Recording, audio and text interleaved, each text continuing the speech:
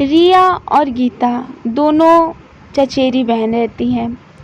रिया बहुत ही घमंडी और मॉडर्न लड़की रहती है, वहीं गीता बहुत ही शांत स्वभाव की रहती है, जो कि अपने चाची के साथ रहती थी। तू यहाँ खड़ी होकर किसका मुंह देख रही है? और घर का सारा काम कौन करेगा? हाँ, तेरा दिमाग खराब हो गया है? बहुत दिन हो गया है तुझे डांट लगाए हुए, इसीलिए तुम्हारा ज़्यादा भाव बढ़ गया है। जब तक कुछ बोलो नहीं तब तक कोई काम नहीं होता। अरे चाची, अभी मैं बस रिया से कुछ बातें ही कर रही थी, कुछ ज़रूरी काम था, बस मैं जा रही हूँ काम करने के लिए। उसी के कुछ देर बाद दरवाजे पर बेल बजता है और वहाँ पे एक बुढ़िया आई रहती है। बेटा, कोई है यहाँ पर? कोई है तो प्लीज़ मेरी मदद करो, कोई है? तभी रिया वहाँ आ जाती है। अरे बेटा, मैं बहुत दिनों से भूखी हूँ, क्या तुम मुझे कुछ खाना खाने के लिए दे सकती हूँ? बहुत दिन से इधर उधर भटक रही हूँ बेटा, बहुत भूखी हूँ। अरे नहीं नहीं नहीं, रोज़ कोई ना कोई आया रहता है, आखिर कितने लोग को मैं खाना बांटती रहूँगी। ऐसा करिए, आप जाइए यहाँ से, मैं किसी को कुछ नहीं देने वाली, बहुत हो गया, मैंने बोला जाइए यहाँ से। बेटा, भूखे को खाना देना बहुत अच्छी बात होती है, माता रानी उस पर कृपा करती है। क्या तुम्हें ये बात नहीं पता? खाना दोगी तो तुम्हें भी माता रानी देंगी। बेटा सुनो, मत जाओ, सुन लो मेरी बात। बुढ़िया वहाँ पर बुलाती रह जाती है, लेकिन रिया बिना कुछ सुने वहाँ से चली जाती है। लेकिन वो बुलाती ही रहती है कि कोई तो उन्हें कुछ खाने के लिए दे दे। तभी थोड़ी देर बाद गीता वहाँ पर आ जाती है। अरे माँ जी, क्या हुआ आपको? क्या वह बहुत भूखी दिखाई दे रही है? क्या कुछ खाने के लिए नहीं मिला आपको? बोलिए माँ जी, क्या हुआ आपको? बहुत शांत दिखाई दे रही है। अरे बेटा, मैं बहुत दिनों से भूखी हूँ और मैं खाने के लिए यहाँ से वहाँ भटक रही हूँ, लेकिन कोई भी मुझे कुछ भी खाने के लिए नहीं दे रहा है।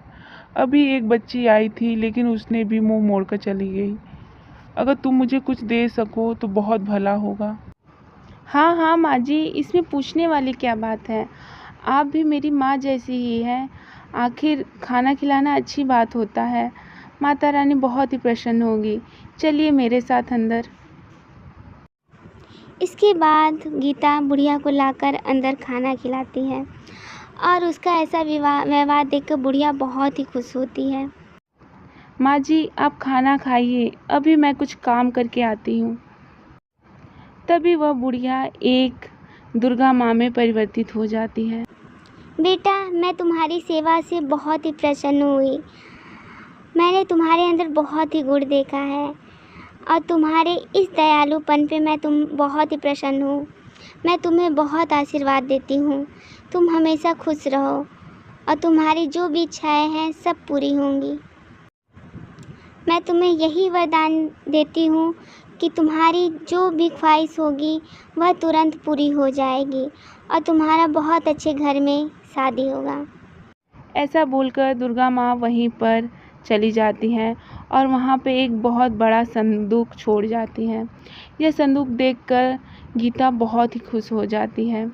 गीता यह सब देखकर आश्चर्य रहती है और बहुत खुश रहती है। तभी उसकी बहन वहाँ आ जाती है।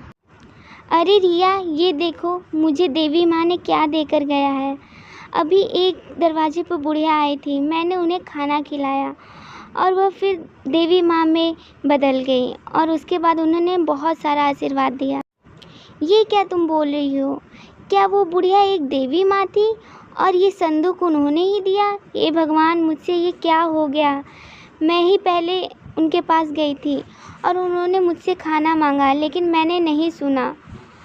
मुझसे बहुत बड़ी गलती हो गई। हाँ रिया, तुमसे बहुत बड़ी गलती हुई है। अगर तुम उन्हें खाना खिलाई रहती और थोड़ा सा भी दया दिखाई रहती तो आज यह उपहार तुम्हारा होता, लेकिन कोई बात नहीं। इसके बाद गीता अपना दूसरा घर ले लेती है और बिल्कुल ही राजकुमारी जैसी रहने लगती है। और उसने शादी भी कर ली रहती है, जिसकी वजह से सब कुछ ठीक हो रहा होता है। तभी वहाँ पर उसकी चाची आ जाती हैं। गीता बेटा, मुझे माफ़ करना, मैंने तुम्हारे ऊपर बहुत ही अत्याचार किया है और तुमने हमेशा अच्छा व्यवहार किया है, जिसके लिए मैं बहुत ही शर्मिंदा हूँ। आज के बाद मैं कुछ भी नहीं कहूँगी, लेकिन मुझे अपने घर से मत निकालना, क्योंकि मेरा घर बिक गया है और मैं अब कहाँ जाऊँ। मुझे माफ़ करना बेटी। इस तरह से गीता की चाची उसे बहुत ही बहला फुसला रही थी। तभी उसकी चचेरी बहन आ जाती है। गीता, मुझे भी माफ़ करना, मैंने तुम्हारे साथ बहुत गलत व्यवहार किया है और मेरे पास अब कुछ भी पैसे नहीं बचे हैं। मेरी बहना, तुम तो मेरी प्यारी बहना हो, मुझ पे दया करो और हम दोनों लोग को अपने घर में रख लो। आखिर हम दोनों कहाँ जाएं?